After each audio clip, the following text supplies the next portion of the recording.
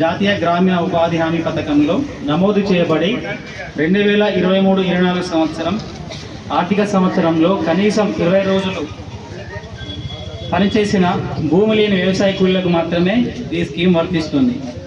పై కార్యక్రమాలలో ఇంకాను మిగిలిపోయిన అర్హులైన లబ్ధిదారుల నుండి దరఖాస్తులు స్వీకరించి వారిని కూడా ఇందిరమ్మ ఆత్మీయ భరోసా పథకంలో చేర్చడం జరుగుతుంది. ఇందిరమ్మ ఆత్మీయ భరోసా పథకం అంటే మన గ్రామంలో ఉన్నటువంటి ఎవరికైతే వ్యవసాయం లేని భూమి లేని వ్యవసాయ దానితో పాటు మనకు 2023-24 సంవత్సరం సంబంధించి కనీసం 100 రోజులకు కానీ 20 రోజులైనా వాళ్ళు పనికి వెళ్ళాలి. లాస్ట్ ఇయర్ 2023-24 సంవత్సరంలో తక్కువ 20 రోజులైనా వాళ్ళు పనికి వెళ్ళాలి. వాళ్ళు మాత్రం అర్హులు. సరే, వాళ్ళు ఈరోజు ఇక్కడ గ్రామ సభలు లేరు, విలేజ్లో లేరు వాళ్ళు. మరి వాళ్ళ పరిస్థితి ఏంటంటే వాళ్ళు రేపు మన మండల కార్యాలయానికి అక్కడ కూడా వాళ్ళ దరఖాస్తు ఇచ్చి రావచ్చు. ప్రతి సంవత్సరం ఎకరాకు రూపాయలు 12,000కు పెంచడం జరిగింది. వ్యవసాయ యోగ్యమైన అన్ని భూములకు ఈ సహాయాన్ని ఈ నెల 26వ తేదీ నుండి ఇచ్చబడింది. వ్యవసాయ యోగ్యం కాని భూములకు ఈ సహాయం వర్తించదు. మన గ్రామంలో ఉన్న రైతులందరూ ఈ పంట పెట్టుబడి సహాయాన్ని వచ్చేటటువంటి నివేదికను సమర్పించబడుతుంది. కాబట్టి ఎవరు కూడా కోపతాపాలకు కానీ ఆవేశానికి కానీ లోటు కావద్దని దయచేసి.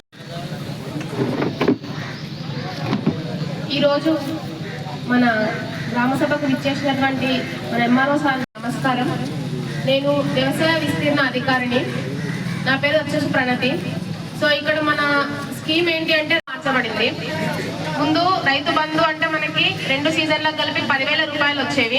ఇప్పుడు దాన్ని 12,000 రూపాయలుగా 2 సీజన్లకు. ఎలాంటి అభ్యంతరం ఉన్నా కానీ మీరు చెప్పగలరు. అంటే ఇల్లు కాదు, అది పొలమే ఉంది అని కానీ, లేకపోతే జెన్యూన్ అయితే ఓకే.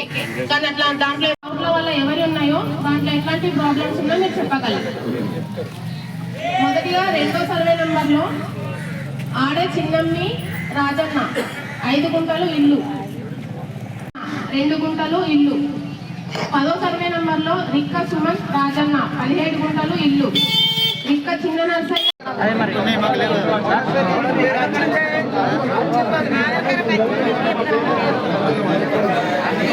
అందరికీ నా యొక్క నమస్కారం. నేను వ్యవసాయ విస్తీర్ణ అధికారిని. నా పేరు వచ్చేసి ప్రణతి. సో ఇక్కడ మన స్కీమ్ ఏంటి అంటే రైతు భరోసా. ముందుగా ఈ స్కీమ్ పేరు వచ్చేసి రైతు బంధుగా ఉండేది. ఇప్పుడు రైతు భరోసాలుగా 2 సీజన్లకు కలిపి 12,000 రూపాయలకు మార్చడం జరిగింది.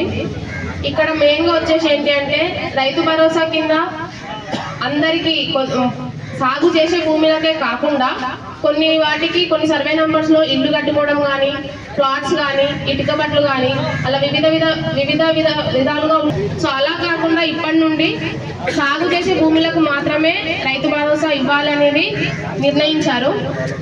దాంట్లో మన రావుట్లకి ఏవైతే సర్వే నంబర్స్ ఉన్నాయో, పట్టా భూములు ఉన్నాయో, దాంట్లో ఏ సర్వే నంబర్లో కానీ ఇల్లు కానీ ప్లాట్స్ కానీ ఏవైతే ఉన్నాయో దాంట్లో మీకు ఎలాంటి అభ్యంతరం ఉన్నా కానీ మీరు చెప్పగలరు. అంటే ఇల్లు కాదు, అది పొలమే ఉంది అని కానీ, లేకపోతే జెన్యూన్ అయితే ఓకే. కానీ అట్లా దాంట్లో ఏమన్నా మీకు ఎనీ మార్పు కూడా కొన్ని ఉంటాయి.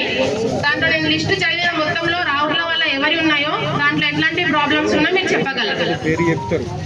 ఆడే చిన్నమ్మి రాజన్న 5 గుంటలు ఇల్లు. మళ్ళా 2లోనే ఆడే గంగుల గంగమణి రాజన్న 2 గుంటలు ఇల్లు. 10వ సర్వే నంబర్లో రిక్క సుమంత్ రాజన్న 17 గుంటలు ఇల్లు. రిక్క చిన్న నర్సయ్య రాజన్న 17 గుంటలు ఇల్లు. 12వ సర్వే నంబర్లో రిక్క రాజారావు బుచ్చయ్య 3 గుంటలు ఇల్లు.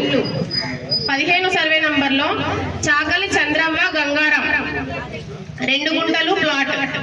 మళ్ళీ అదే 16, 17 సర్వే నంబర్లలో కూడా చాకలి చంద్రవ్వ పేరు మీద 5 గుంటలు ఉంది ప్లాట్. 27వ సర్వే నంబర్లో బాజన్న గారి లక్ష్మి చిన్నయ్య 3 గుంటలు ఇల్లు. 30 నంబర్లో కనగందుల పుష్ప నర్సయ్య 10 గుంటలు ఇల్లు. పెద్ద గంగారం 6 గుంటలు ప్లాట్. పిల్లి చిన్న గంగారం 6 గుంటలు ప్లాట్. 35 సర్వే నంబర్లో వీరమల్లు గంగప్రసాద్ గంగయ్య 3 గుంటలు ప్లాట్. 30వ సర్వే నంబర్లో వీరమల్లు సుశీల మీలయ్య 2 గుంటలు ప్లాట్. 36 సర్వే నంబర్లో నద్ని భూమయ్య సాయన్న 3 గుంటలు ఇల్లు. నత్ని చిన్న భూమయ్య చిన్న సాయన్న 3 గుంటలు ఇల్లు. 37లో బాషెట్టి చిన్నయ్య బక్కన్న 3 గుంటలు ఇల్లు.